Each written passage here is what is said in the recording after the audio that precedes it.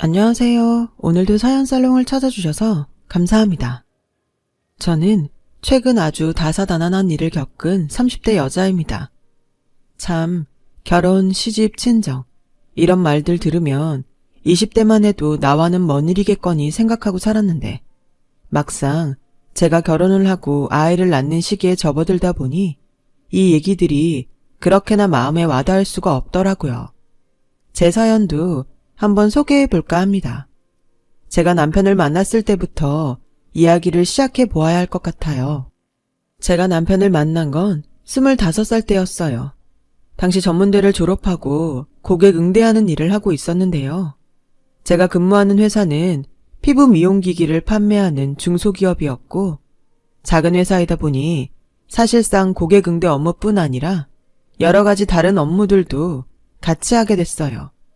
거기서 저희 남편에게서 일을 배우다가 연애 감정이 싹트게 된 거였죠. 남편은 저보다 이미 10살이 많았고 직책도 있는 상황이니 저한텐 좀 어려운 존재였는데 늘 친절했어요. 사실 제가 첫 번째로 들어갔던 직장은 일거리도 많았고 사람들도 냉정한 편이어서 이 회사에 들어왔을 땐 나름 장걱정이 많았거든요.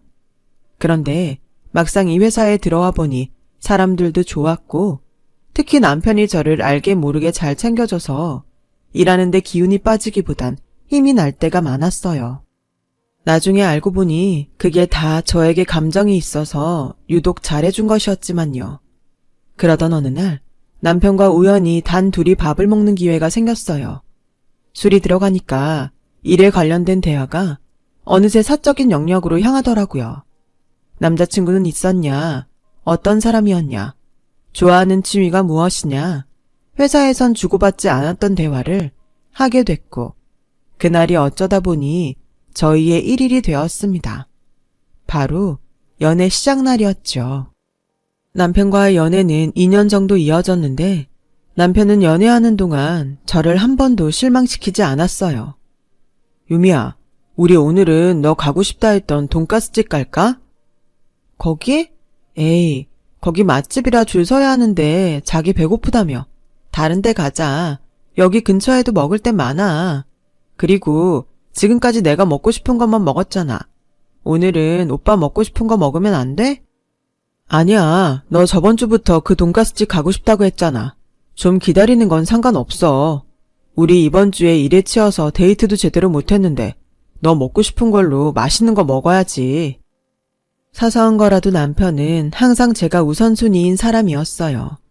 조금이라도 우울해 있으면 새벽 1시에도 달려와 제 안부를 물어주었고 그 외에도 절 섬세하게 챙겨주면서 친구처럼 연인처럼 가족처럼 제 옆에 있어준 사람이었어요. 그래서 그런지 남편과 나이 차이는 많았지만 얼른 결혼해서 내 사람으로 만들고 싶단 욕심이 앞서더라고요. 남편이 결혼 얘기를 꺼냈을 땐 한치의 망설임 없이 바로 고개를 끄덕였어요. 그리고 드디어 저희는 어른들에게 인사를 하러 가는 자리를 마련하게 되었습니다. 남편은 10살이라는 나이차 때문에 저희 부모님에게 인사를 드리러 가면서도 걱정이 많았어요. 청심환을 한 병 까면서까지 다리를 덜덜 떨더군요. 혹시나 어머니 아버지께서 나 안 좋게 보시면 어떡하지? 나이 많다고 싫어하시면 안 되는데. 오빠, 걱정하지 말라니까. 우리 엄마 아빠 이미 오빠 나이 다 알고 있고 그 부분은 허락받아 놨어. 엄마는 나한테 옛날부터 결혼이든 연애든 사람 됨됨이가 제일 중요하다고 하셨어. 인성이 좋으면 나이는 문제 없다고 하셨어. 아마 엄마도 오빠를 마음에 들어 하실 거야. 남편은 그 말에도 여전히 인상을 펴지 못하고 불안해했지만 곧 이어지는 저희 부모님의 환대에 그제야 마음을 놓았죠. 분위기는 참으로 화기애애했어요. 엄마는 남편이 그동안 제게 얼마나 잘해줬는지 미주알 고주알 이야기를 들어 이미 알고 있었기에 오히려 남편에게 데려가줘서 고맙다고 잘 살라는 덕담을 해주셨습니다.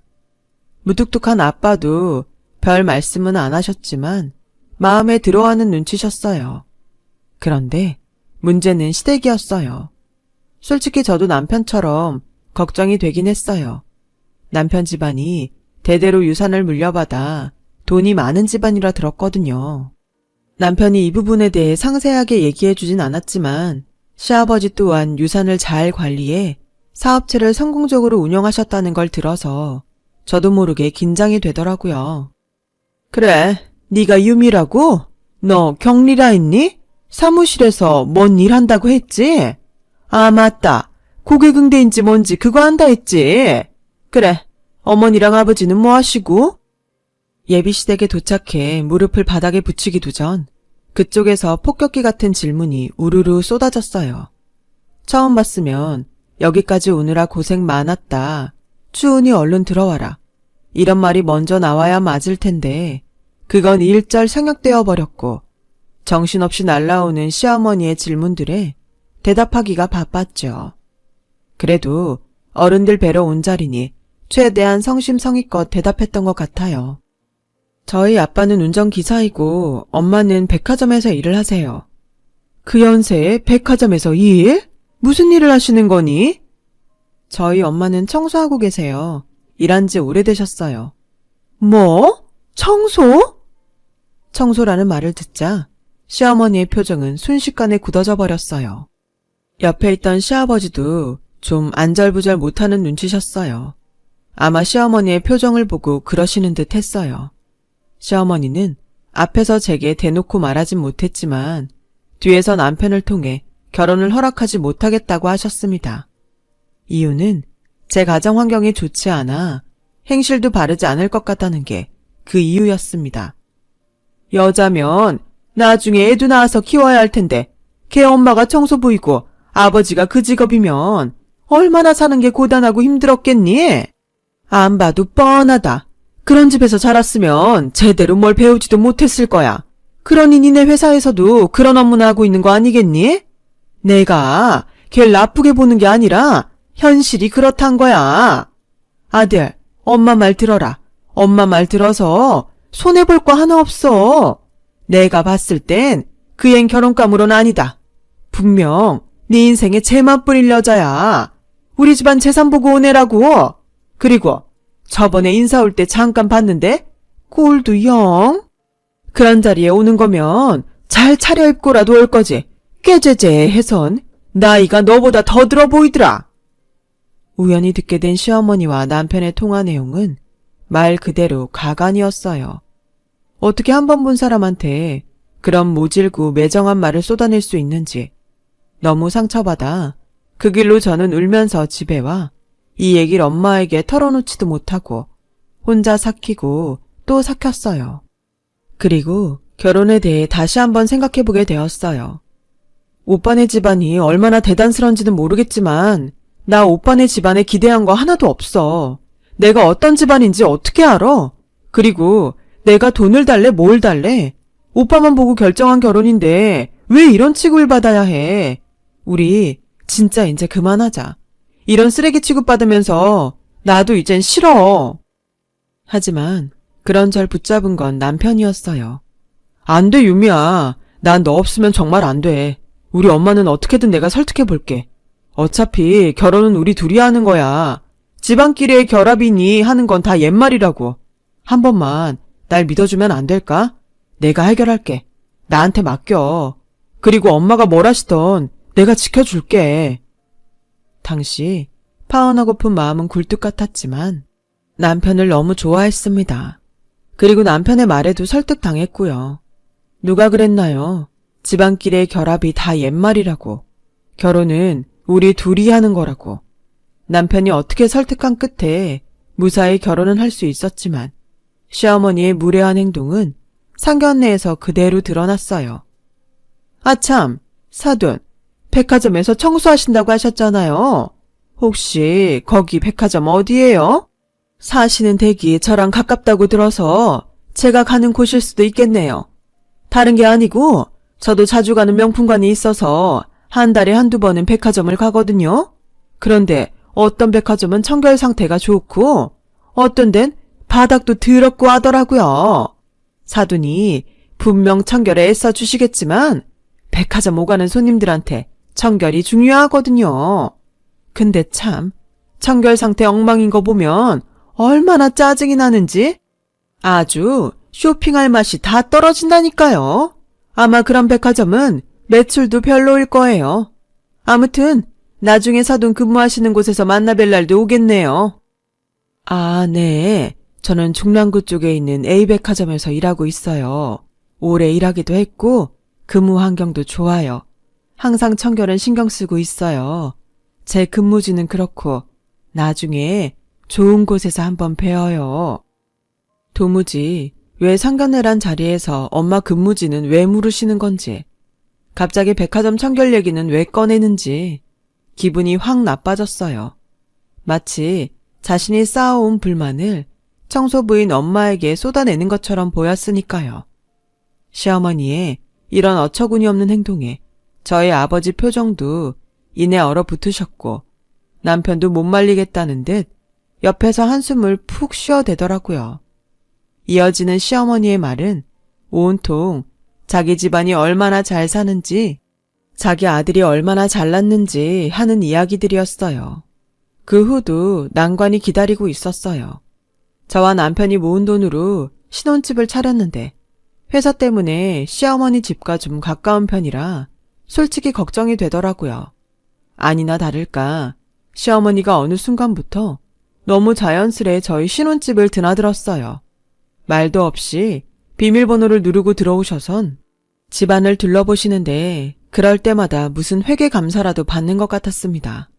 반찬 검사부터 시작해서 청소는 되어 있는지 혼자 손가락으로 몰래 먼지 쓸어보고 하는데 정말 직장에서도 안 받는 스트레스가 저절로 쌓이더군요. 근데 아유, 이건 유통기한도 한참 지났는데 왜 버리지 않고 그대로 두는 거냐? 이거 우리 아들이 잘못 마시다가 병이라도 걸리면 어쩌려고? 너 살림 제대로 하고 있는 거 맞니? 네가 결혼할 때 직장 더 다니고 싶다 해서 그러라 하긴 했다만 일 때문에 정작 집안일엔 신경 못 쓰고 있는 거 아니야? 그러니 맨날 반찬이 똑같지? 거기다 이 오뎅볶음은 우리 우영이가 좋아하지도 않는 건데 어째 죄다 반찬이 다 우리 우영이 입맛엔 안 맞는 것 같구나. 설마 너 좋아하는 걸로만 차려 먹는 게야? 아니요, 어머님. 오뎅볶음은 우영씨가 해달라고 해서 차린 반찬이고요. 저희 식사 준비는 시간 되는 사람이 번갈아 가며 하는 편이에요. 가끔 사다도 먹고요. 저와 우영씨 모두 동의한 사항이에요. 찾아오셔서 이것저것 조언해 주시는 건 감사하지만 집안일 문제는 저희에게 맡겨주시면 안 될까요? 어느 날인가 와서 또 저런 말씀들을 늘어놓으시길래 이젠 안 되겠다 싶어 정말 용기 내어 한 말이었어요. 시어머니는 제 의견 따윈 가볍게 묵살하고 다른 것에 꽂히셨어요. 뭐? 사 먹는다고? 아니, 저녁 반찬을 무슨 돈 주고 사다 먹는다는 거야? 난 그런 사람들 평생 가도 이해 못했는데 세상에 그게 내 며느리였구나. 얘, 밖에서 먹는 건 다 조미료 덩어리다. 우리 우영인 내가 늘 직접 집에서 만들어 먹였어. 아무리 바빠도 그리 정성껏 먹여 키웠는데 이제 와 사 먹는다니? 기가 찰 노릇이다. 반찬 사 먹는 건 절대 안 돼. 죽어도 안 돼. 네가 못하겠다면 내가 이 집에 와 만드마. 시어머니가 매일 저녁 부엌에 계신다 생각하니 너무 아찔했어요. 공포영화도 그런 공포영화가 없겠더라고요. 그 말에 전 급하게 고개를 도리도리 저으며 최대한 만들겠다고 하고 겨우 어린애 달래듯 돌려보냈어요. 시어머니의 정도가 이리 도를 지나치시니 만약 시어머니가 이렇게 남편을 애지중지하는 걸 알았다면 제가 결혼을 했을까 하는 생각이 어느 날은 문득 들더군요. 남편은 사랑하더라도 남편 끼고 살고 싶어하는 시어머니는 도저히 감당이 되지 않았습니다. 여보, 있잖아. 어머니한테 잘 말씀드려서 이제 집에 좀 그만 오시게 하면 안 될까? 사실 나 좀 힘들어. 물론 어머니가 가끔 반찬 갖다 주고 하는 건 좋은데 어머니가 그것만 하러 오시는 게 아니잖아. 어머니 무슨 저승사자처럼 등장하셔서 구석구석 샅샅이 집안 살피고 다닌단 말이야. 자기한테는 엄마지만 난 좀 불편해. 내 생각은 다른데? 네가 너무 예민하게 반응하는 거 아니야? 솔직히 우리 엄마가 자주 오는 건 맞지만 다 너 위해서, 나 위해서 하시는 일인데 감사하게 생각할 일 아닌가? 너 회사 다니느라 집안일 신경 못 쓰는 건 맞잖아. 어머니가 반찬 만들어주시는 거 좋다고 해. 난 엄마 밥 먹고 싶으니까. 그때 전 꽤나 충격을 받았어요. 연애할 땐 그리 제게 심장이라도 바칠 것처럼 굴던 남편이 결혼을 하고 나자 자기 엄마랍시고 편을 들고 나서더군요. 남편이 요즘 회사 일로 지쳐하는 걸 알기에 최대한 좋은 분위기에서 해본 말인데 바로 반박하는 모양새가 너무나 어처구니가 없었어요. 솔직히 저희 엄마가 그랬다면 남편은 편했겠어요. 자기도 불편했을 거면서 제 심정은 하나 이해하지 못하고 오로지 엄마 밥 좋다 하는 남편이 정말 10살 먹은 어린애처럼 보였어요. 그 이후로 전 남편과 말하는 횟수를 확 줄였어요. 도저히 좋은 말이 나가지도 않고 입도 떨어지지가 않더라고요. 하지만 시어머니는 여기서 멈추지 않았어요. 어느 날 갑자기 전화가 오셨는데 저에게 백화점을 가자고 하더라고요. 저보고 옷 사고 입는 눈높이를 키워야 한다면서 말입니다. 참고로 시어머니는 명품 쇼핑을 많이 즐기시곤 했어요. 시아버지께선 자식들에게 재산을 물려줘야 한다며 돈 쓰는 걸 좀 아까워하시는 분이라 시어머니에게 과소비가 아니냐며 몇 번 꾸지람을 하시기도 했는데 시어머니 기가 워낙 세니 사실상 먹히지 않았죠. 근데 여기서 또 일이 하나 터집니다. 붉은색 원피스와 시퍼런색 원피스를 두고 고민을 하던 시어머니가 저에게 무슨 색 옷이 낫냐 물으시더군요. 잠깐 설명드리자면 참고로 시어머니가 고르신 옷은 신호등을 연상시키는 원색의 옷이었어요. 이런 옷이 백화점에 있어도 되나 싶을 정도로 디자인이 최악이었습니다. 더군다나 덩치 큰 시어머니가 입었을 땐 너무나 부해 보일 옷이었어요. 상상하니 너무 웃기기도 해서 겨우 꾹 웃음을 참고 기분 나쁘지 않게 어울리지 않는 것 같다고 말씀을 드렸어요. 그런데 시어머니는 그 옷이 사고 싶었나 봅니다. 주변 시선이 쏠릴 정도의 큰 목소리로 제게 버럭 화를 내시더군요. 예, 너는 그리 옷을 보는 안목이 없어서 어쩌니? 아니, 우리 아들이랑 살면 좀 달라질 줄 알았는데 아직도 그 깨지지한 안목은 버리질 못한 거야. 이래서 가정 형편이 중요한데? 청소부 딸내미라 그런가? 시어머니가 뒤이어 청소부 딸내미라 그런가 하는 말은 너무도 충격적이어서 순간 제가 잘못 들었나 했죠. 저를 아무렇지 않게 뭉개고 가려는 어머니를 붙잡고 물었어요. 어머님, 지금 뭐라 하신 거예요? 청소부 딸내미라 안목이 없다고요? 나 그런 말 한 적 없다. 넌 젊은 애가 귀도 막혔니? 시어머니는 끝까지 발뺌하더군요. 분명 들었는데도요. 자기는 절대 그런 말 한 적 없다고 잡아떼더라고요. 죽어도 아니라고 하니 저도 더 물을 수가 없었고 가슴에서 천불은 나 어디라도 가서 악이라도 쓰고 싶은 심정이었어요. 마음 같아선 친정 엄마에게 달려가 울고 싶었지만 평생 열심히 일하신 엄마에게 그 어떠한 상처도 줄 수가 없었어요. 대신 그대로 이걸 남편에게 말해버렸어요. 말을 세게 하니 평소 제 말을 귓등으로 듣던 남편도 심각하게 받아들였어요. 그렇게 말이 전달되자 시어머니는 그 이후로 저희 집에 찾아오지도 않으셨고 제게 따로 연락도 하지 않으셨어요. 그런데 기분이 쎄했어요. 마치 자신이 단단히 화가 났음을 알리려는 것 같달까요? 그러던 어느 날 기어이 사건이 터지고 말았죠. 이날은 바로 제가 제 인생 최대의 결정을 하게 된 날이기도 합니다. 그날은 엄마의 생신이었어요. 생신을 맞이해 엄마 아빠와 함께 저녁을 먹기 위해 일하시는 백화점으로 간 날이었죠. 평소엔 엄마가 준비를 해서 나와 계시지만 그날은 이상하게도 연락이 되지 않더라고요. 좀 이상해서 전화를 하면서 백화점 안으로 들어갔죠. 그런데 어디선가 큰 소리가 들리는 거예요.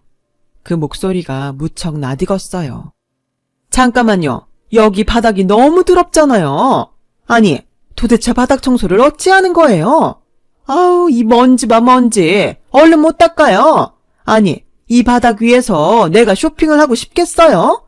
대체 일하는 사람들은 왜 이리 일에 책임감이 없는 거야? 보니까 시어머니가 청소하시는 분을 붙잡고 버럭거리고 계시는 거였어요. 주변 사람들 시선이 모두 그쪽으로 쏠려 있었고요. 멀리 뒷모습밖에 보이지 않았지만 그 아주머니께서도 놀라셨는지 서둘러 대걸레질을 하셨습니다. 그 와중에도 시어머니는 청소하시는 분의 멱살이라도 잡을 것처럼 당장 책임자를 부르라 난리였어요. 일단 시어머니가 굉장히 격앙되어 보였기에 조금이라도 말려야 할 것 같아 저는 그쪽으로 향했어요. 그런데 가면서도 설마 하는 불길한 직감이 들더라고요. 청소부 아주머니의 체형이 익숙했어요. 네, 그건 저희 엄마였어요. 엄마. 유미야. 엄마는 저와 눈을 마주치지 못하고 서둘러 고개를 숙였어요. 전 이 상황을 도저히 받아들일 수 없어 큰 눈으로 시어머니를 바라보기만 했습니다. 그런데 시어머니께서 이러더군요. 내가 내 엄마한테 한 소리 좀 했다. 근데 너무 섭섭하게 생각은 말아라. 사돈도 고객한테 저런 말을 들어야 앞으로 책임감 갖고 일하실 수 있을 거야. 내가 사돈어른 몇 년은 더 일하게 해준 거나 다름없다. 그 말을 듣는데 망치로 머리를 한 대 맞은 것 같았습니다. 이제야 제가 무슨 실수를 했는지 알게 된 느낌이었어요. 이 집안의 며느리로 산 게 실수였죠.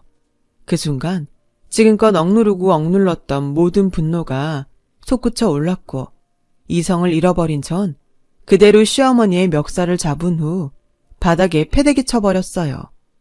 시어머니는 놀란 눈으로 절 보다 이내 눈물이 그렁해지셔선 허리를 붙잡으셨고 전 그대로 엄마 손을 잡고 백화점 밖으로 뛰어나왔어요. 무슨 정신으로 어떻게 나온 건지도 모르겠어요. 엄마를 집에 모셔다 드리고 저 혼자 터덜터덜 집에 왔는데 마침 남편이 들어왔어요. 전 오늘 있었던 모든 일을 말하고 이혼하자고 했어요. 남편은 무슨 말이냐며 우리 엄마가 괜히 심통나 한 일 가지고 예민하게 굴지 말라는 기막힌 말을 짓거렸지만 그냥 다 무시하고 이혼을 밀어붙였어요. 아무리 그래도 장모님이 자기 엄마한테 그런 일을 당했다는데 미안하다는 말 한마디 없이 예민하게 굴지 말라는 말이라 하는 저게 인간인가 싶더군요. 하지만 이혼을 했다 해도 전혀 마음이 개운하거나 시원하지 않았어요. 하루에도 엄마가 그날 시어머니 앞에서 고개를 못 들고 계셨던 모습이 수시로 떠올라 가슴이 터져버릴 것 같았죠. 또 애틋한 사랑으로 시작한 결혼이 이렇게 끝나버린 것도 공허했어요. 당시 이혼한 후엔 갈 곳이 딱히 없어 엄마 집에서 지내고 있었는데 엄마가 걱정할까봐 일부러 더 많이 웃고 밥도 더 많이 먹었지만 밤에는 흐르는 눈물을 참을 수가 없어 혼자 베개에 얼굴을 묻고 울곤 했습니다. 그런데 그런 제 마음을 알았는지 어느 날 엄마가 울고 있는 제 곁으로 와 저를 쓸어주면서 외려 미안하다고 하시더라고요. 자기가 그런 직업을 가져 널 힘들게 한 것 같다고요. 미안한 건 저인데 자식이란 이유로 제게 사과를 하시는 엄마 얼굴을 보니 더 마음이 아팠어요. 동시에 이상한 오기가 생기더라고요. 시댁 식구들 보란 듯이 더 잘 살겠다는 그런 오기 말이에요. 전 정신을 차리고 여러 군데의 회사 면접을 봐 꽤 괜찮은 조건의 회사로 이직했어요. 그리고 옮긴 회사에서 저희 엄마처럼 하루하루 열심히 사는 게 과거를 이겨낼 수 있는 길이라 생각해 무척 열심히 일했습니다. 성실히 살다 보니 일적으로도 좋은 기회가 찾아오더라고요. 그렇게 바쁜 생활을 하면서 기억 속에서 서서히 전 남편, 전 시댁은 모두 잊혀져 가는 듯 했어요. 그러던 어느 날 시어머니의 소식을 알 수 있는 길이 생겼습니다. 집에 돌아왔는데 엄마의 안색이 좋지 않더라고요. 밥을 먹는 절 보면서도 무언가 할 말이 있는 듯 했어요. 제가 무슨 일이냐 물어보자 그제야 엄마는 천천히 입을 떼셨고 그 얘기는 몸이 얼어붙을 정도로 충격적이었습니다. 유미야, 엄마가 오늘 예전 사돈을 봤다. 그런데 낯선 남자랑 있더구나. 좀 젊은 남자랑. 근데 차림새가 이상했어. 꼭 연인처럼 팔짱도 끼고 있고 말이야. 뭐라고? 당시 엄마는 근무지를 새 곳으로 옮기셔서 일하고 있었는데 엄마 말을 들어보니 시어머니가 낯선 남자랑 팔짱을 끼고 명품 쇼핑을 즐기고 있었다고 하더라고요. 엄마가 이상해서 주변 직원들한테 물으니 엄마가 그 층을 청소하지 않아서 몰랐던 것뿐이지 거의 제 집 거실처럼 매일 비슷한 시각에 와서 명품관을 활보하고 있다고요. 전 그 말을 듣곤 확인을 하기 위해 그 다음날 즉시 엄마가 일하는 근무지에 갔어요. 낮 3시쯤 되자 시어머니의 얼굴이 보였고 저도 모르게 심장이 쿵쿵 뛰었어요. 오랜만에 보는 시어머니는 정말로 안 어울리는 붉은 원피스를 입고 남자 팔짱을 끼고 웃고 있었어요. 그런데 대화 내용을 듣곤 순간 역겨워 신물이 올라왔죠. 자기야, 이거 시계는 자기가 해요. 내가 사줄게요. 자기가 저번에 나 힘들다고 했을 때 집 앞까지 와줬으니까 이 정도는 부담스러워하지 말고 받아줘요.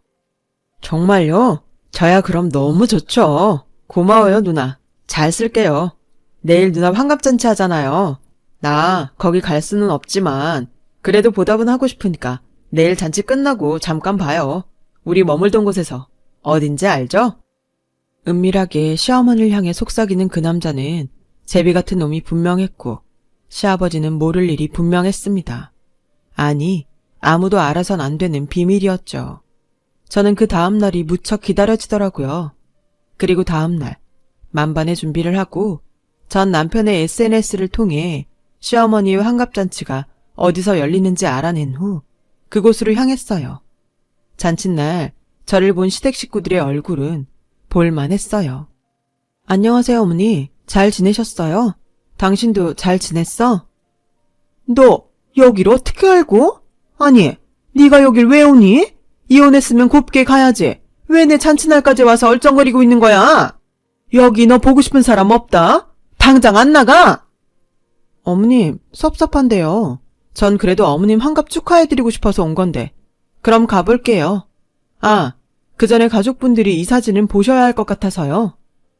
그리고 전 미리 인화해둔 사진을 시댁 식구들 손에 쥐어주었습니다. 시어머니와 유흥업소 남자가 팔짱 끼고 명품관 도는 사진, 그 두 사람이 호텔로 들어가는 사진, 스킨십을 하는 사진이었죠.